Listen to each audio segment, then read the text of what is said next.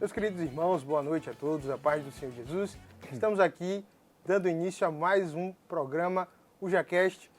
E a partir de hoje nós estaremos iniciando uma série de mensagens cujo tema é: existem pecados que Deus não perdoa? E hoje estaremos tratando aqui sobre algumas noções iniciais de pecado.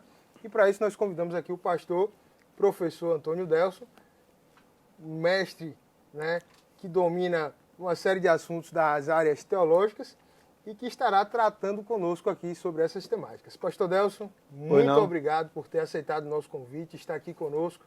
Seja muito bem-vindo. Ok, é um prazer para mim, a paz do Senhor para todos. Parabéns pelo projeto. Esperamos nessa noite trazer alguma reflexão sobre esse tema tão importante que é o pecado. Então, vamos avante. Vamos lá, então. Bom, gente, como de costume, pegue a sua Bíblia, abra no livro de Ezequiel, capítulo 18, versículo 20, apenas um versículo que nós estaremos fazendo a leitura do texto e que a gente vai extrair um pouquinho sobre essa temática de discussão do pecado. E diz assim a palavra do Senhor: o indivíduo que pecar, este morrerá. O filho não levará a culpa do pai, tampouco o pai será culpado pelo pecado do filho. Mediante essa leitura, a gente observa que o pecado é algo individual e que traz também consequências. Cada um vai responder, de acordo com aquilo que ele faz. Mas para que a gente entenda inicialmente essa discussão, pastor, eu queria que o senhor trouxesse para nós a definição de pecado. O que é pecado?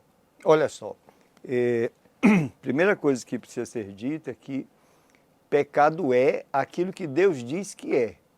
Pecado não é o que nós humanos e as nossas narrativas definem. Então temos que buscar em Deus, na sua revelação, aquilo que o próprio Deus disse que é pecado. Eu digo que pecado é tudo aquilo que não está em conformidade com a santidade de Deus. E isso é muito amplo. Sim. Significa que o pecado não é um conflito apenas entre o bem e o mal. O pecado ele traz uma dimensão grande e infinita, porque envolve a sua malignidade e a santidade de Deus, que é a base do seu caráter, que é infinita também. Então, o pecado ele tem malignidade infinita porque ele ofende a santidade infinita de Deus. E isso pode não estar completamente, digamos assim, contemplado no código escrito.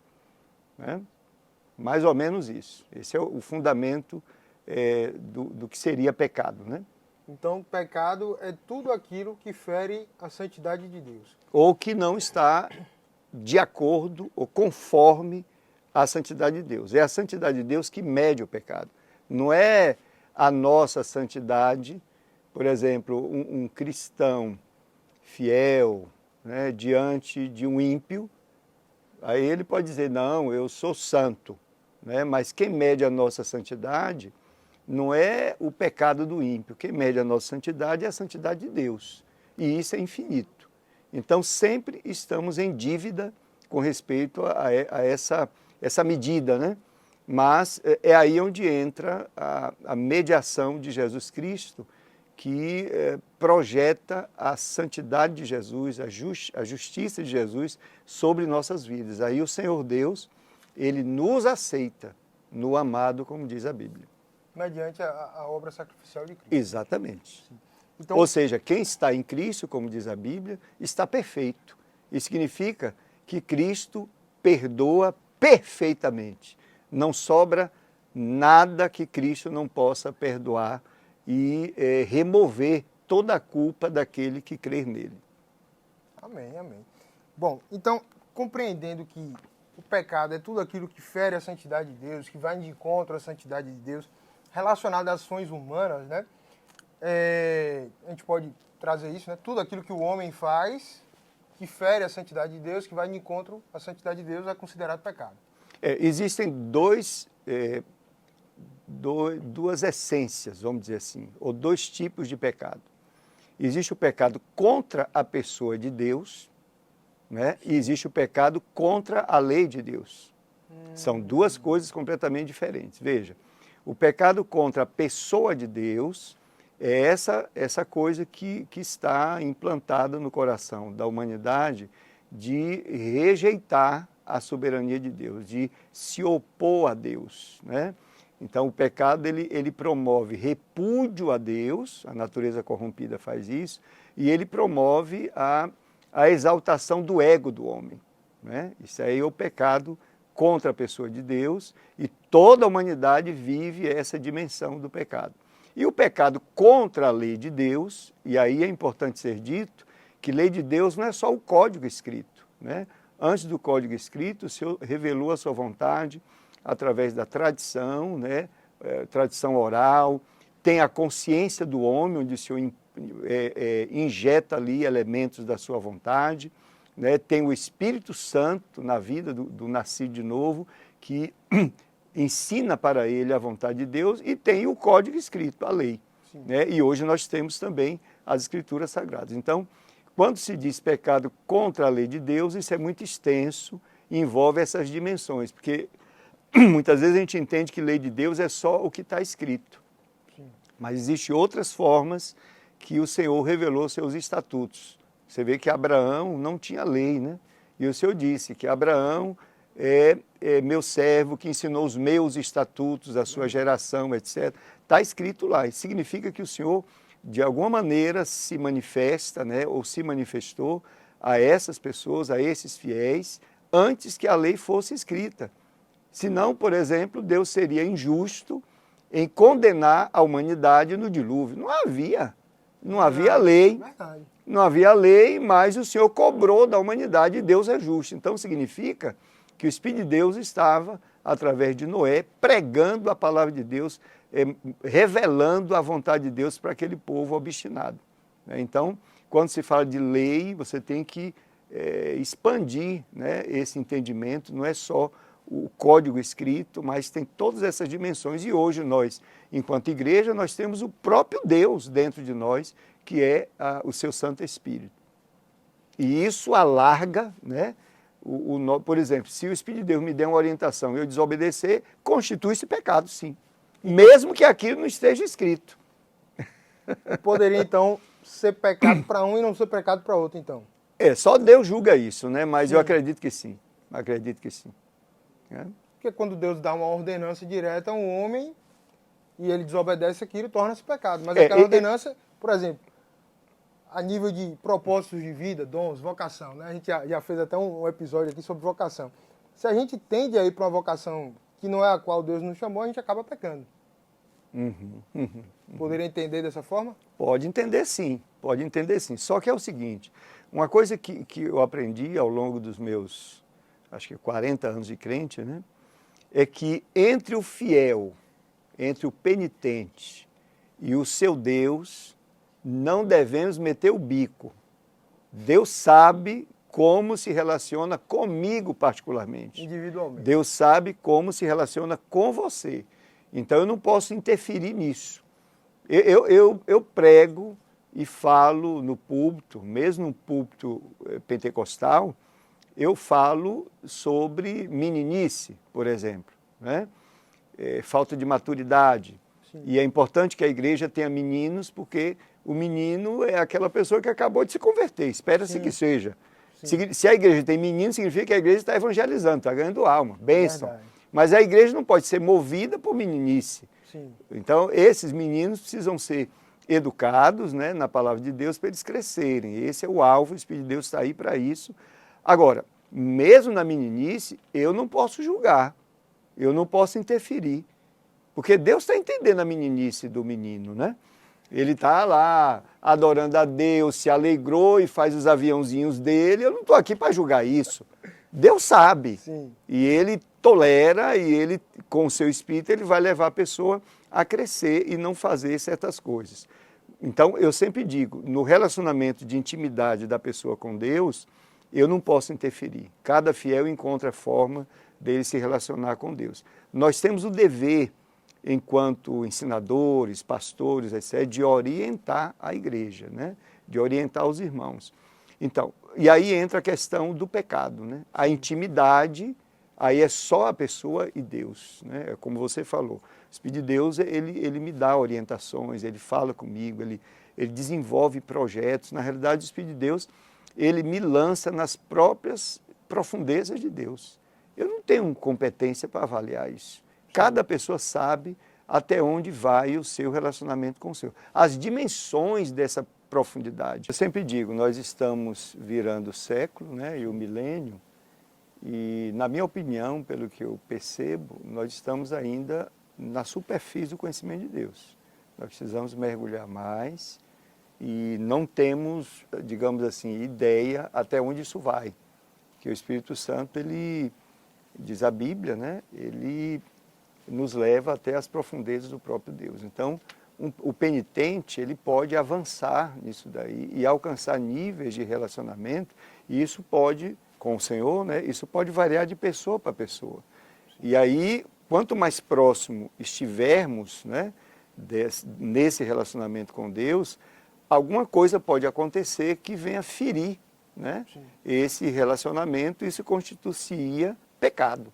E aí pode variar de pessoa para pessoa, né? Então, aí só Deus pode, como eu te disse, avaliar isto. A coisa começa a ficar muito intrínseca, né? Muito pessoal, né?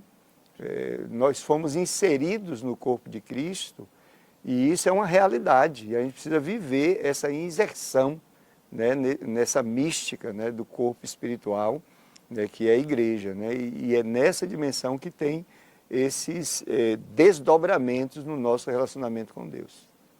Isso até me lembra de uma frase que fala que quanto mais a gente se aproxima de Deus, mais a gente vê o quão distante a gente está. Exatamente. Da perfeição de Deus, do padrão de perfeição que Deus E você vai estabelece. medindo até onde, quanto que Deus tem te amado, tem tolerado, esperando você ter esse vislumbre, você enxergar esses defeitos de caráter. Quanto mais eu vou me aproximando da luz, eu posso ter lanchado ali e pode ter manchado com algum pingo, e eu não vejo. Mas quanto mais eu me aproximo da luz, o pinguinho vai aparecer. É exatamente isso. Quanto mais próximo eu estiver do Senhor, mais eu vou vendo, Deus vai me mostrando quem eu sou. Né? É isso aí. E quão distante a gente está. E quão distante, dele. Bom, mas voltando então, né, àquela percepção de que o pecado é tudo aquilo que fere a santidade de Deus, que vai de encontro à santidade de Deus. Fere não.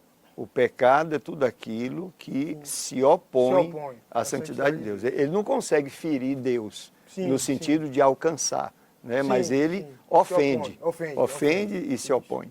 Ofende. Então, corrigindo, né? Pois não. Mas vamos lá.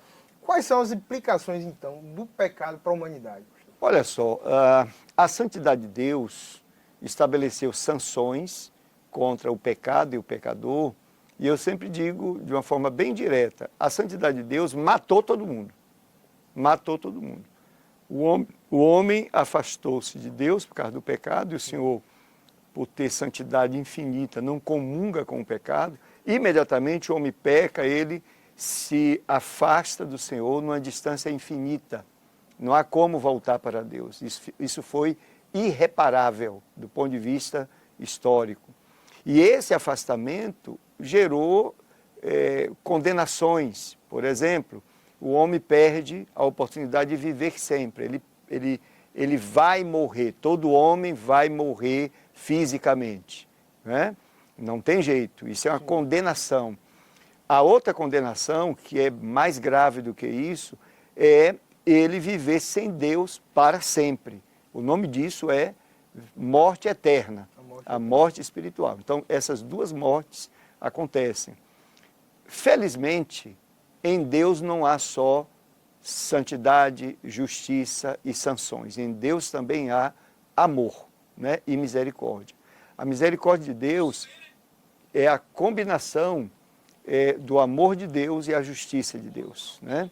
O Senhor pune Israel, o Senhor estabeleceu o cativeiro para Israel por causa da sua justiça, a sua santidade impõe isso, para corrigir Israel.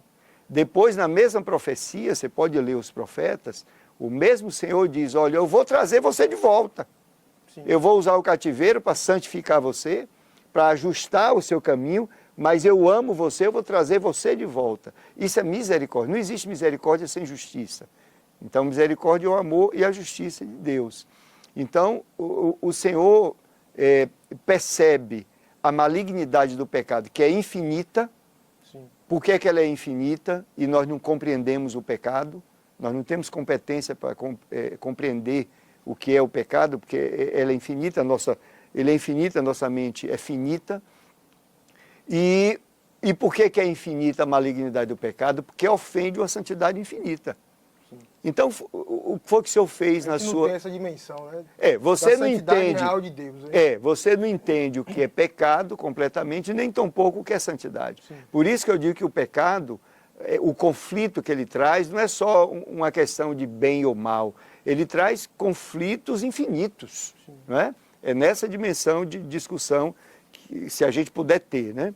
Então, mas o Senhor, ele providencia, por causa do seu amor, um Salvador, né, que é tão capaz infinitamente para restaurar essa condição. Então, Jesus, ele, na sua morte, na obra da redenção, ele atende a todos os requisitos que as sanções da santidade de Deus havia estabelecido contra o pecador e contra o pecado. Ele é o Salvador à altura. Esse foi único e nunca haverá outro. Essa é a salvação. De promover, então, a mediação entre a mediação, o retorno do homem para Deus. E, portanto, isso é muito sério, do ponto de vista de Deus, isso é muito sério. Nós não podemos minimizar, nós não podemos ridicularizar ou minimizar a obra da cruz. A cruz, ela salva o pecador e ela garante a salvação dele. Sim. Essa é uma grande discussão, porque tem uma turma aí, inclusive da minha igreja, que todo dia perde salvação. Então é importante essa turma entender para não ofender o próprio Deus, né? Verdade. Mas eu não vou avançar aí, que não é o tema de agora, né? A gente vai falar daqui a pouquinho sobre isso aí.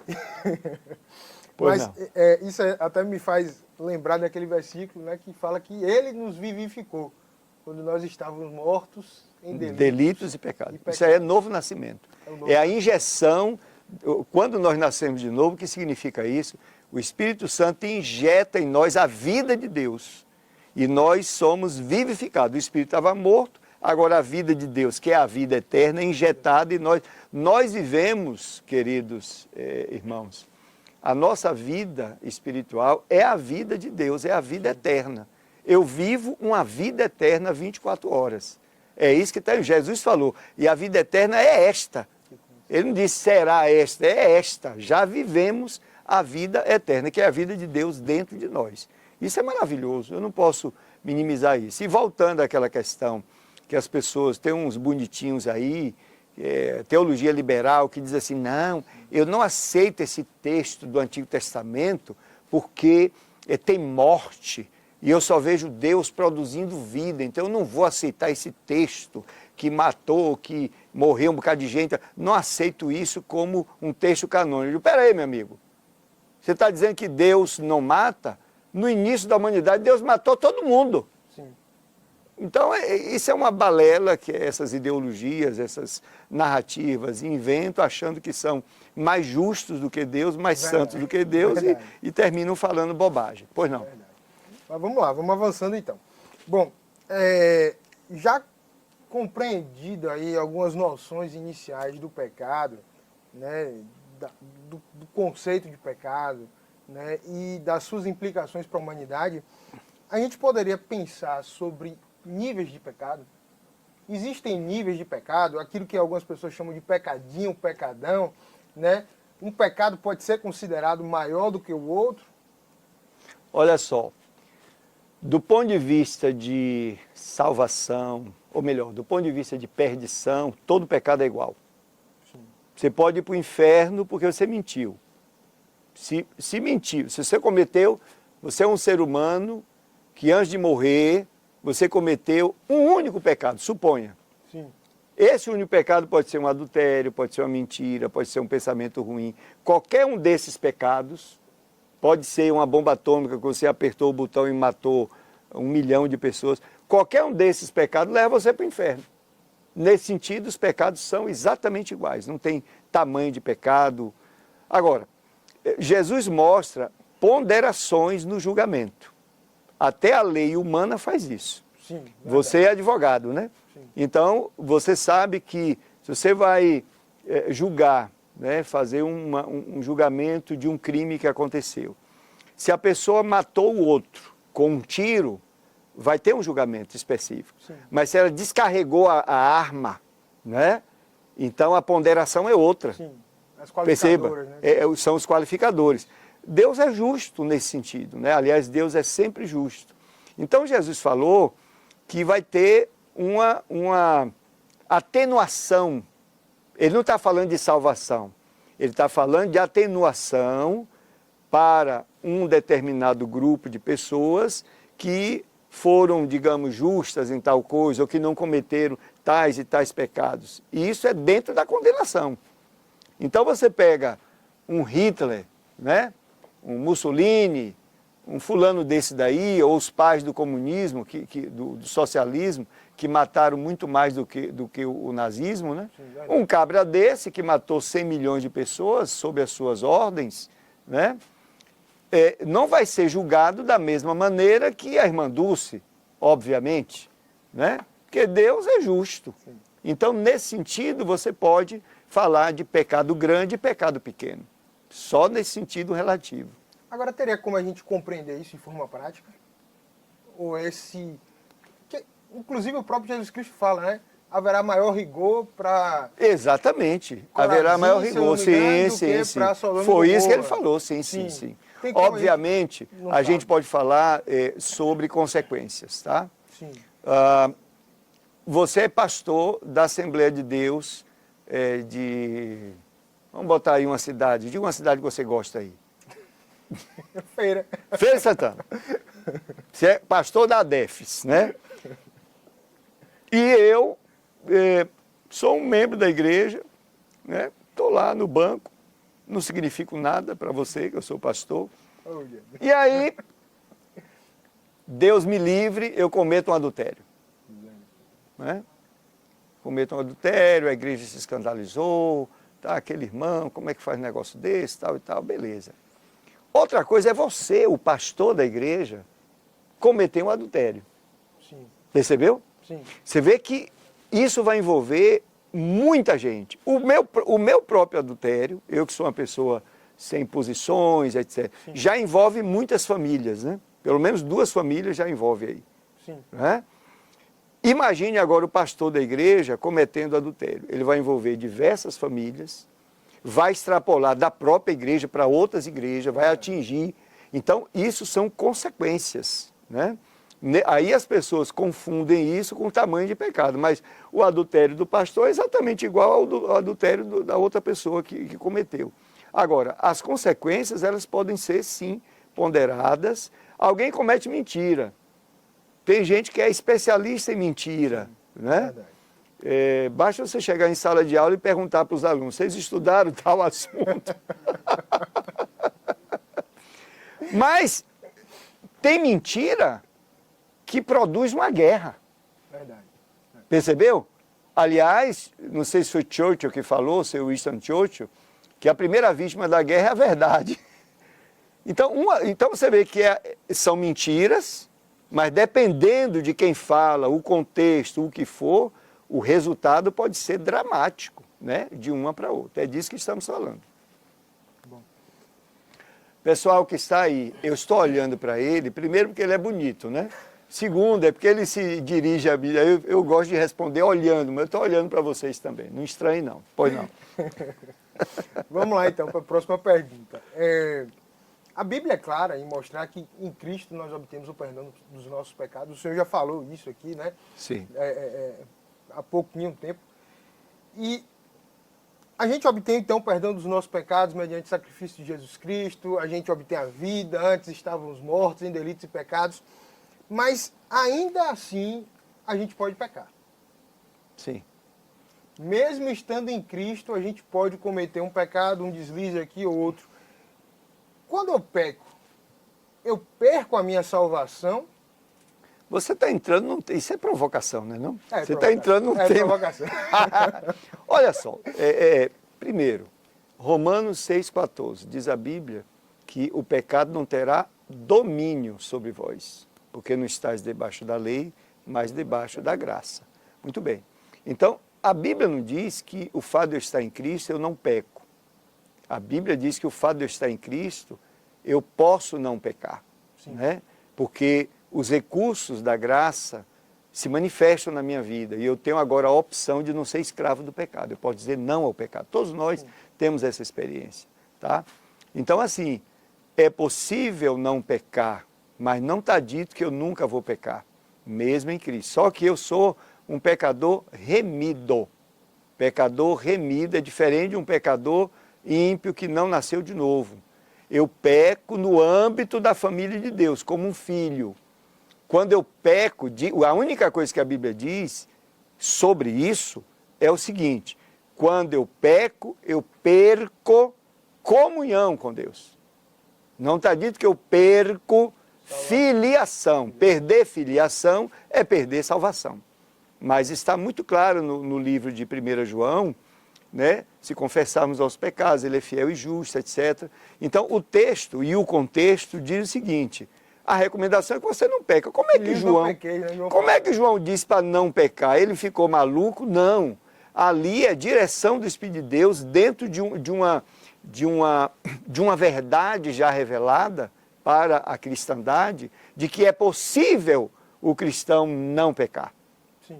Né? Não está dito nessa verdade que aquele cristão que pode não pecar, nunca vai pecar, não está dito isso. Mas está dito que nós temos a liberdade e o poder de não pecar. Por isso que o apóstolo faz uma vírgula e diz o seguinte: mas se pecarmos, veja, contudo, no capítulo 1 está dito a questão de comunhão. Deus é santo e eu tenho comunhão com Ele. Deus sempre vai ser santo. Sempre Deus é santo. E quando eu peco, imediatamente eu perco comunhão com Deus. Comunhão. Por isso, e não salvação. Porque senão, não ia ter um salvo na face da terra. Todos vocês vão para o inferno. Simples assim. Verdade. Graças a Deus, Jesus não disse isso. Quem diz isso são os pentecostais, são os neopentecostais, que andam perdendo salvação toda hora. São os arminianos. Eu respeito, eu sou arminiano, mas não nesse ponto.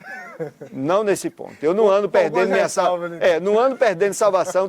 Você sai de manhã para o trabalho. Aí tem uma pedra, você dá uma topada e você fala um palavrão. Pronto, perdeu a salvação. Aí você passa a manhã toda preocupado. Jesus, não venha não, porque se você vier, eu não vou ser arrebatado. Aí você volta para o almoço. Aí pede perdão. Aí Jesus devolve sua salvação. Aí de tarde você vai para o trabalho. Aí não vai no mesmo caminho para não achar aquela pedra. Aí você vai por outro caminho que tem a prima dela. Aí você, outra topada, aí você de novo fala um palavrão, você perde a salvação de novo. Irmãos, é claro que eu estou ironizando, mas isso é uma grande palhaçada. A Bíblia não fala isso. Sim. Isso é desonrar o sacrifício de Cristo na cruz. A cruz me salva e garante a minha salvação. Tá? E o crente, a pessoa que é verdadeiramente salva, ela não vive na prática do pecado. Mas não está dito que ela não peca. Isso, O que nós perdemos... Tem até uma confusão de tradução ali, né? Aquele que é nascido de Deus não peca, né? Mas em outras traduções ele fala, aquele que não é nascido de Deus não vive na prática do pecado. Na realidade, você tem ali presente do subjuntivo no grego, né?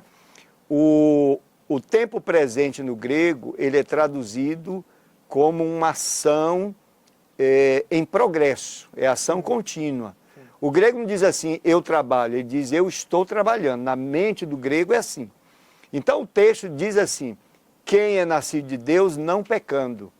Aí o tradutor, né, o intérprete, ele tem que ajustar, as métricas dos idiomas são diferentes, então ele tem que aproximar para o nosso idioma, para nós entendermos. A tradução é, que é nascido de Deus não vive na prática do pecado, que é o que o grego quer dizer. Não é que ele mudou a Bíblia, ele apenas falou a mesma verdade da maneira que nós, do idioma brasileiro, entendemos.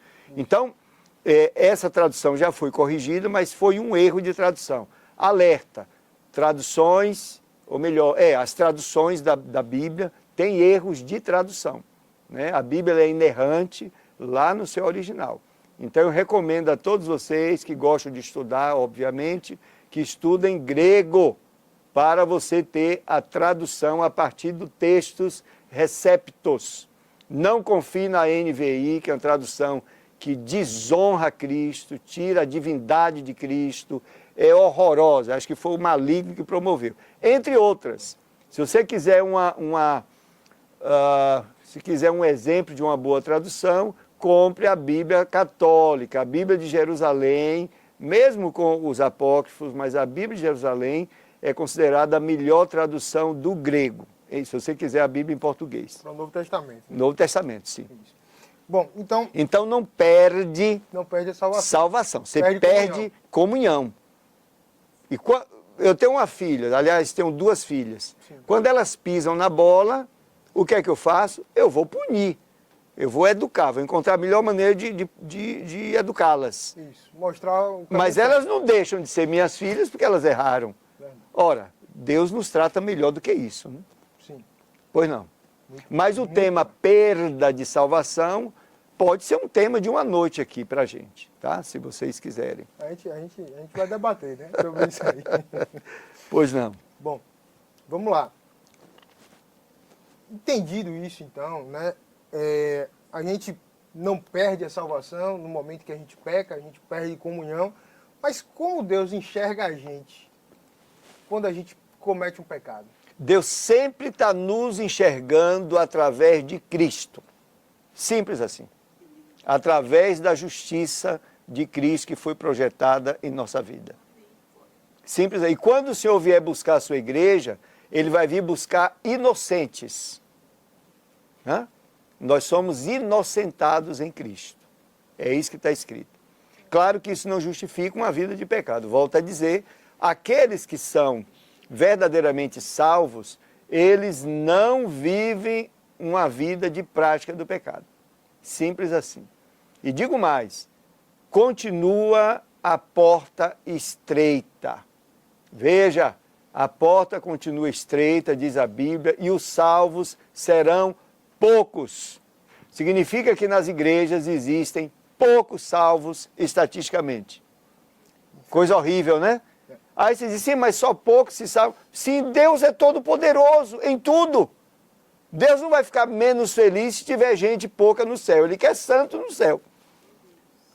Ser todo poderoso inclui a autossuficiência. Sim. Tem gente que acha que Deus vai arrebatar de qualquer jeito, porque Ele precisa de gente no céu, Ele precisa ser feliz. Deus já era feliz sem nós, queridos. Simples assim, esse é o padrão de Deus. Vamos lá, é isso aí. E eu até lembro, né, quando o senhor fala sobre isso, né, o próprio início do capítulo 6 de Romanos, o apóstolo Paulo fala sobre isso. Sim. Né? Vós que fostes libertos do pecado, vão desejar voltar a continuar, né? De maneira nenhuma. Isso de forma alguma. Isso. Né? Para que a graça ainda seja mais ressaltada, né? Isso, então isso. eu vou pecar para que o perdão de Deus me alcance ainda mais. Não é lógico, não faz sentido isso. E a própria Bíblia, Paulo vai falar, acho que em Coríntios, se não me engano, né? Que não vem tentação ao homem que não seja capaz de suportar. E antes mesmo Deus é justo, né? de ser tentado, Deus provê um escape para que ele não venha ceder à tentação. Isso. E tem diversas outras passagens. Hebreus 2,18, né? O escritor fala que aquele que... Por que você disse o escritor? Padeceu. Pode ser a escritora também. Se ninguém sabe quem foi. Verdade. E aí, mulheres? Pois não. Hebreus 2,18 fala, né, que aquele que em tudo sofreu também é capaz de nos socorrer quando estamos sendo atacados pela tentação. Quem mais tem interesse, Rodrigo e jovens, quem mais tem interesse na nossa santificação é o Senhor. A santificação na vida do crente é um projeto de Deus. Antes de ser projeto meu, é projeto de Deus. Né? eu sempre oro assim, Senhor, não permita que eu peque nesse dia. Veja, essa é uma oração que eu tenho certeza que o Senhor está atento. Quem tem mais interesse nisso é o Senhor. Ele tem esse projeto em nossa vida. Você pode contar com a ajuda do Senhor. Sim. Bom, a gente falou... Jesus está hoje orando, Jesus continua trabalhando, né? E hoje ele tem um ministério de intercessão ao lado do Pai. Essa intercessão é como se fosse um ministério de prevenção para nos assegurar, nos guardar, garantir a nossa salvação, garantir que a gente não peque. Tudo isso faz parte da oração de Jesus, que está orando por nós hoje, nesse instante. Amém, amém.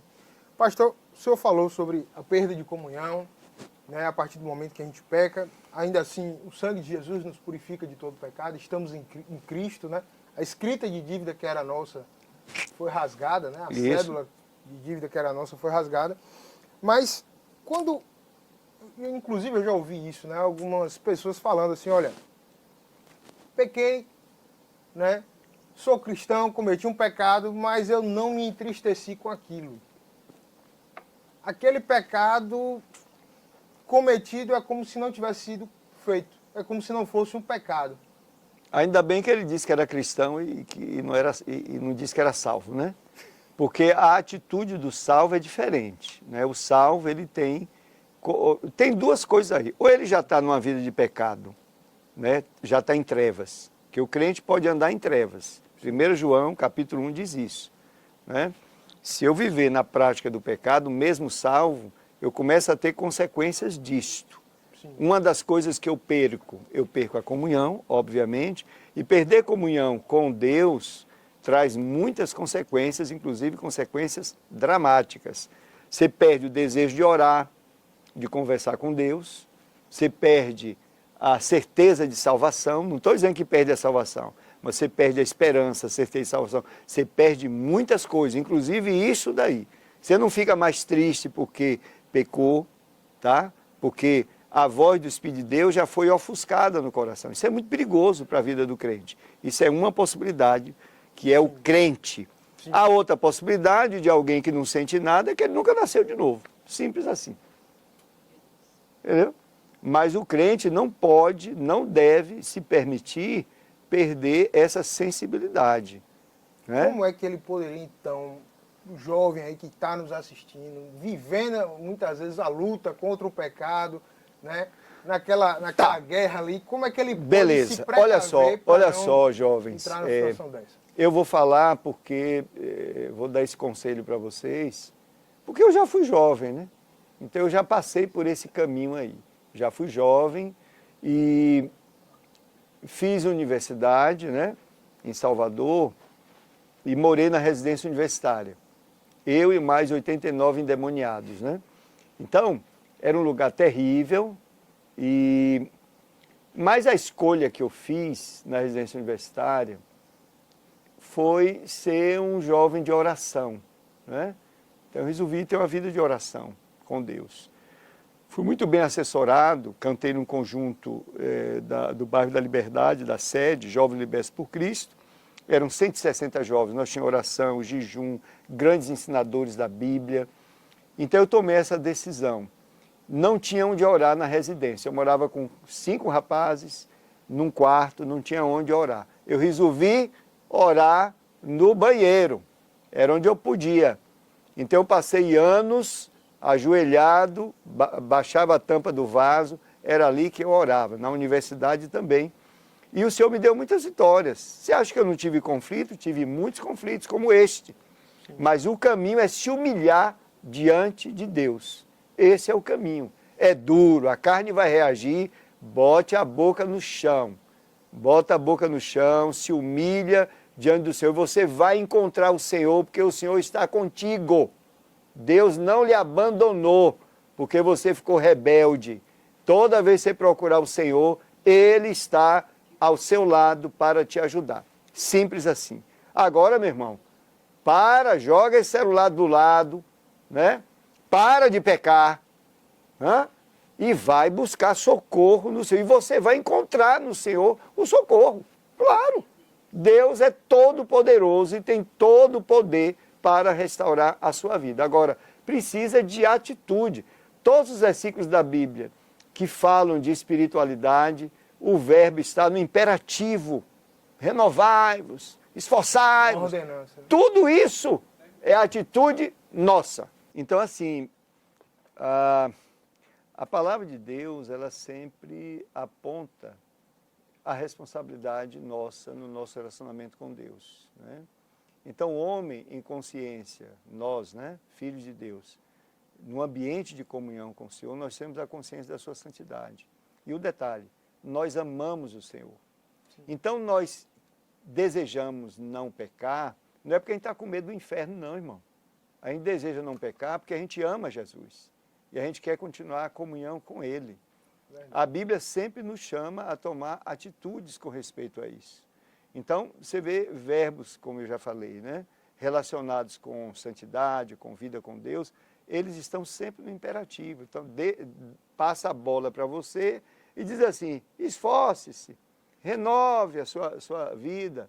Então, é sempre o imperativo dizendo, é você que tem que tomar uma atitude diante do seu Deus. E isso é muito prazeroso, porque isso é uma medida, uma demonstração do nosso amor, né, para com o nosso compromisso com Ele, mas não é algo legalista. Sim. Não, eu não vou colocar essa colher, essa xícara assim, porque Deus disse que não é para colocar. Não é o legalismo.